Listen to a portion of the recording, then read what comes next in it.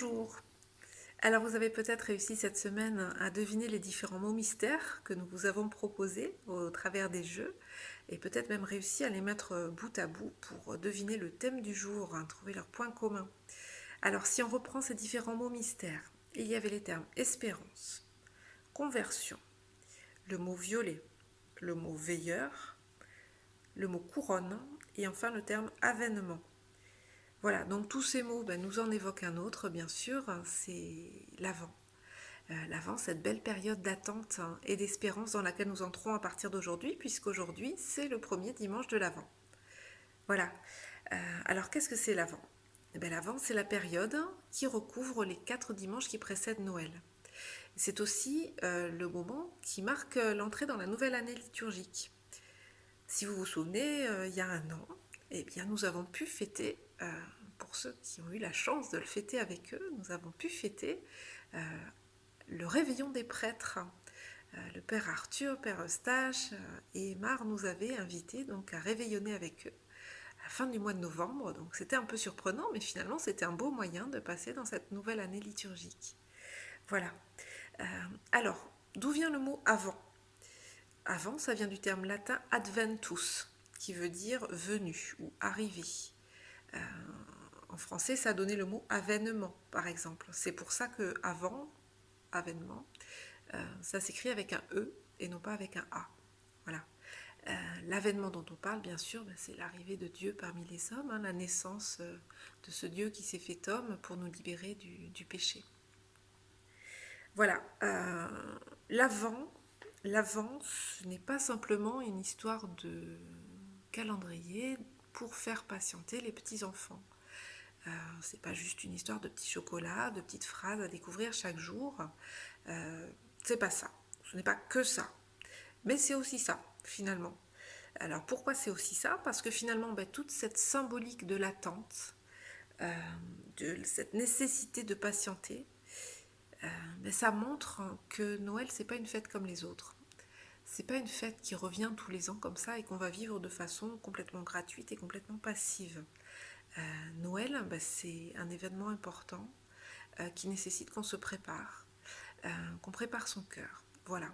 C'est comme quand dans une famille, on attend la naissance d'un enfant. Cette naissance de l'enfant qui va venir, on s'y prépare à l'avance. Euh, on se prépare voilà, à l'accueillir. On se prépare, on lui fait de la place. On lui fait de la place dans notre cœur, dans notre vie, dans la maison. Voilà. L'avant, c'est pareil. L'avant, on se prépare à la naissance du Christ. Et donc, on se prépare, on lui fait de la place dans notre vie et dans notre cœur.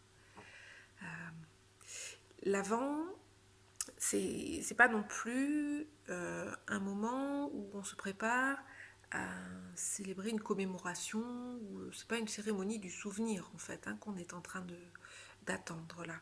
Euh, on attend vraiment la venue du Christ comme une naissance, mais aussi comme un retour. C'est à ça que nous préparent les textes qui vont être lus principalement dans la première partie de l'Avent, les 2-3 premières semaines. En fait, ce sont des textes des prophètes qui nous aident à comprendre le lien entre la naissance et le retour du Christ.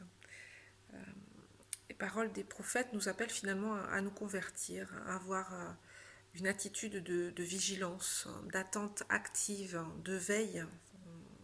Voilà, on nous demande d'être veilleurs en fait, pour être prêt au retour du Christ. C'est un peu le propre de l'espérance chrétienne en fait. Voilà, l'espérance chrétienne, c'est attendre en toute confiance le retour du Christ dans la gloire et attendre d'être sauvé par le retour du Christ dans la gloire. Voilà. Donc c'est pas un temps de latence en fait, c'est pas un temps où on est inactif et où on laisse les jours défiler jusqu'à Noël, non.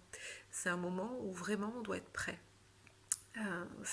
L'avant, ça nous rappelle un petit peu la promesse qui a été faite par Dieu au peuple, à son peuple, dans tout l'Ancien Testament. C'est-à-dire, voilà, soyez dans l'attente de l'arrivée du Messie. Nous, le Messie est venu, et nous, on est dans l'attente du retour du Messie. Voilà. Et donc, chaque jour, en fait, euh, le but est de faire de ce retour du Christ un peu notre boussole, notre raison d'être. Voilà. Donc, on nous demande de réapprendre à faire de la place dans nos cœurs. Donc voilà. Donc l'Avent, c'est vraiment un temps de conversion. Voilà. Donc ça, c'était pour la première partie de l'Avent, les 2-3 premières semaines. Et la dernière semaine, l'objectif est plus de préparer nos cœurs à Noël, hein, à la naissance de Dieu, à célébrer Noël. Et du coup, les évangiles sont plus tournés sur les événements autour de la naissance. Donc on va avoir l'annonce de la naissance de Jean-Baptiste, pardon, l'annonce à la Vierge Marie, l'annonce à Saint Joseph, voilà. Et on va voir certains personnages, certaines personnes, certains saints qui vont prendre une place vraiment importante dans toute la période de l'Avent. Par exemple, on va voir Saint Jean-Baptiste, qui lui va être régulièrement là dans les textes. C'est le prophète par excellence de la période de l'Avent, en fait, Jean-Baptiste. C'est le prophète de l'attente. C'est le prophète qui nous appelle à nous convertir vraiment, qui prépare les chemins du Seigneur, qui prépare l'arrivée de l'agneau de Dieu. Voilà, donc voilà. Il nous exhorte régulièrement à nous convertir, à préparer nos cœurs à la venue du Christ. C'est pour ça qu'on va le retrouver régulièrement dans les textes. Celle qui a également toute son importance pendant la période de l'Avent, c'est la Vierge Marie. Parce que la Vierge Marie, c'est celle qui a su faire de la place dans son cœur pour vraiment accueillir Dieu en toute confiance.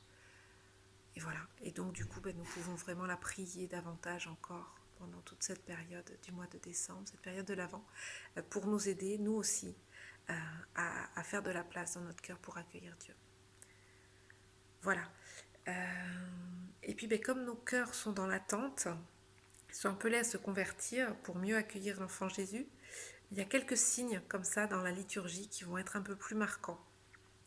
D'abord, il y a la couleur violette qui est revêtue par les prêtres. La couleur violette, c'est la couleur de l'attente. C'est la couleur aussi de la pénitence. Donc on retrouve un peu la notion de conversion. Voilà, c'est une couleur qu'on retrouve également pendant la période du carême en fait.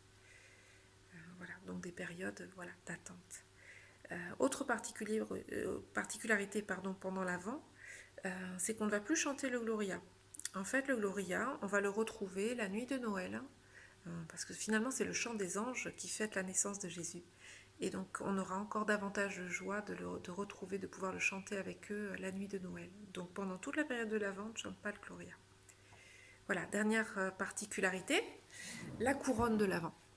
La couronne de l'Avent, c'est traditionnellement, donc on fabrique une couronne faite de houx vert ou de sapin et qui est ornée de 4 bougies. Voilà, donc on retrouve toute la symbolique, donc la couronne pour symboliser la royauté du Christ, le houx vert, le feuillage vert comme ça persistant, ça va être un symbole de vie pendant l'hiver, mais aussi d'espérance. Et puis après, il y a les bougies. Donc ces bougies qu'on va allumer dimanche après dimanche, au fur et à mesure qu'on se rapproche de la nuit de Noël. Des bougies qui, elles aussi, ont leur symbolique, puisque chaque flamme a une signification. Donc la première bougie qu'on va allumer le premier dimanche de l'Avent, elle va symboliser le pardon. C'est le pardon qui est accordé à Adam et Ève par Dieu au moment du péché originel. La deuxième bougie, donc deuxième dimanche de l'Avent, elle symbolise la foi. C'est la foi du peuple de Dieu dans la terre promise. Donc c'est au temps d'Abraham et jusqu'au temps de Moïse. La troisième bougie symbolise la joie. C'est la joie du roi David qui célèbre l'alliance avec Dieu. Et la quatrième bougie, elle symbolise la justice et la paix. C'est le symbole de l'enseignement des prophètes. Voilà, donc autant de symboles supplémentaires pendant cette période de l'Avent. Voilà, donc on retrouve un peu toutes les thématiques des mots de la semaine.